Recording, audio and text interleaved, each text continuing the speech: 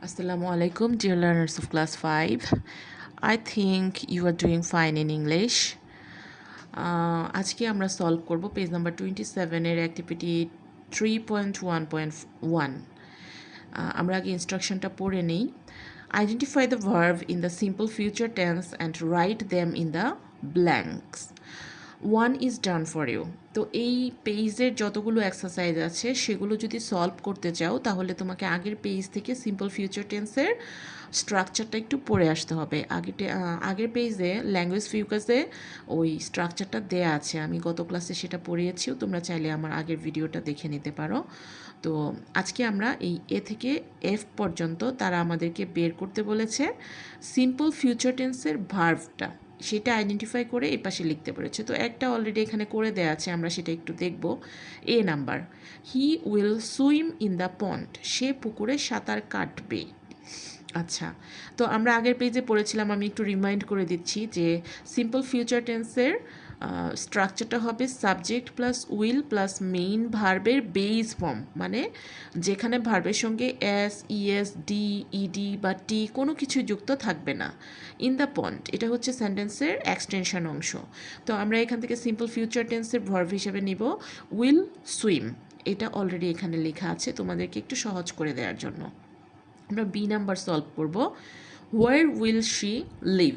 আমরা আগের বাক্যটাতে এখানে যে দেখো ফুল স্টপ আছে এবং একটা সাবজেক্ট দিয়ে শুরু হয়েছে, মানে এটা অ্যাসার্টিভ সেন্টেন্স ছিল। নর্মালি অ্যাসার্টিভ সেন্টেন্সে সাবজেক্ট থাকে, অক্সিলিয়ারি ভার্ব থাকে, মেইন ভার্ব থাকে, এক্সটেনশন থাকে, এরকম করে অ্যারেঞ্জ করা থাকে। কিন্তু একটা প্রশ্নবোধক বাক্যে সাধারণত দুইভাবে শুরু হতে পারে, হয় একটা ডব্লিউএইচ ওয়ার্ড থাকবে কিংবা একটা অক্সিলিয়ারি ভার্ব থাকবে। তো এখানে ডব্লিউএইচ ওয়ার্ড দিয়ে শুরু হয়েছে এবং সবশেষে একটা প্রশ্নবোধক চিহ্ন আছে, যার জন্য আমাদের কিন্তু বাক্যের মাঝখানে যে শব্দগুলো আছে সেগুলো একটু চেঞ্জ হয়েছে। তো ডব্লিউএইচ ওয়ার্ডের ঠিক পরেই আমরা জানি সাবজেক্টের আগে অক্সিলিয়ারি ভার্বটা বসে প্রশ্নবোধক বাক্যে। তো প্রশ্নবোধক বাক্যে যেহেতু সাবজেক্টের আগে অক্সিলিয়ারি ভার্ব বসে এবং সাবজেক্ট মাঝখানে বসে তারপরে মেইন ভার্বটা বসে, তো এখানেও সাবজেক্টের আগে আছে উইল, তারপর শি, তারপর লিভ। তো আমাদের এখানে ফিউচার টেন্সের ভার্ব হবে উইল লিভ। আচ্ছা, আমরা সি নাম্বারে চলে যাব। I will B a teacher, আমি একজন শিক্ষক হব। এটা একটা অ্যাসার্টিভ সেন্টেন্স এবং সুন্দর করে অ্যারেঞ্জ করা আছে।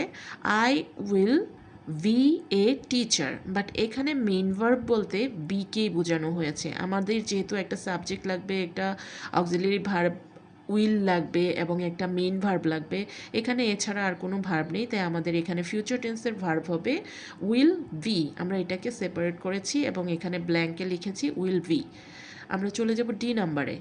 I won't go to play in the afternoon, আমি আজ বিকেলে খেলতে যাব না। এই বাক্যটির অর্থ হচ্ছে এরকম।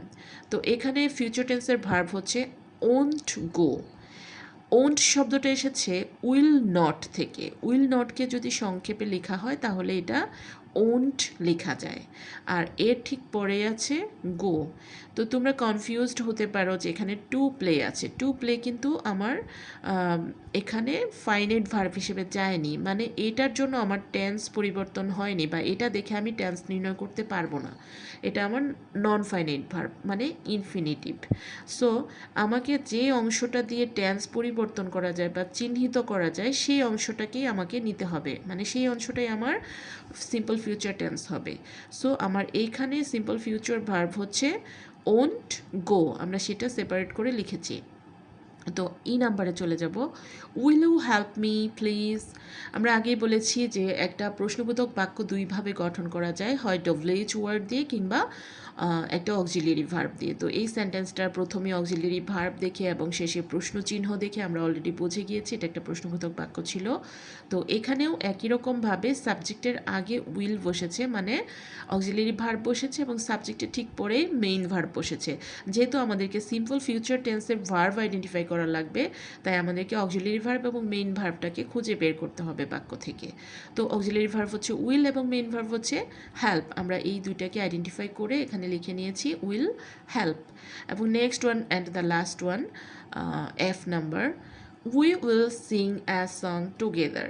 এখানে উই উইলকে সংক্ষেপে লেখা হয়েছে অ্যাপোস্ট্রফি কমা দিয়ে। এখানে উইলের যে WI ছিল সেটাকে লুপ করা হয়েছে, মানে সেটাকে বাদ দিয়ে দেওয়া হয়েছে সংক্ষেপে লেখার জন্য।